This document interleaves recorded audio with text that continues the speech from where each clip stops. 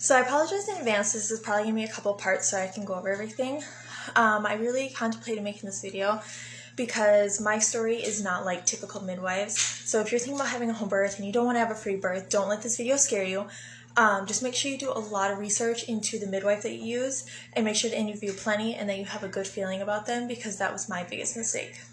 I think a big reason that I had the experience that I did is because my daughter was born on Christmas Eve, and so the midwives were really just trying to rush through everything and wanted to get home, which is unacceptable for midwives because that's the experience you get at a hospital, and a reason you have a home birth is so you don't have a hospital experience, right?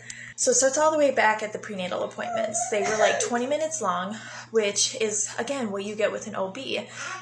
Through all the stories that I had heard, people that use midwives, their appointments were like an hour long, and they really wanted to get to know them, and they became friends at the end. And that's not what we got at all. We drove half an hour there, half an hour back to be there for 20 minutes. At these appointments, they would listen to the baby's heartbeat, ask if we have any questions, and then we'd leave.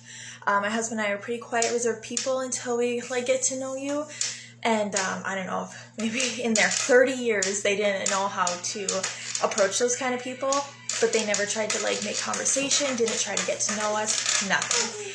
And then at about 35 weeks, I was like, hey, we're going to do a birth plan. They're like, when you get closer to 39 weeks, first time moms always go over. They also kept expressing that a lot of times first time moms get really tired and have to be transferred to the hospital.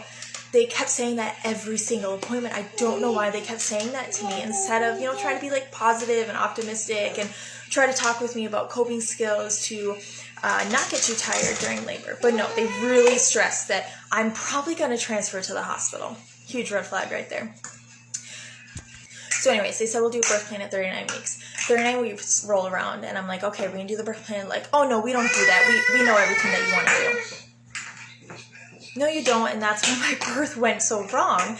And also, what if I had transferred to the hospital? I needed a birth plan, right? So that the doctors and the hospital knew what my plan was. So yeah, birth plan never ended up being written up. And that also ended up contributing to the issues that I had during my labor. So I'm almost 42 weeks pregnant, and my water breaks, and that day I had an appointment. So I called them, hey, my water broke, and they're like, okay, you can still come to your appointment. I was like, what? I'm almost 42 weeks pregnant and I'm leaking water and you want me to come to you? You're not going to come to me? Thought that was really weird. So we drive the half an hour there, tell them I'm not having contractions, they listen to baby, everything's fine. We're gone in 15 minutes like usual.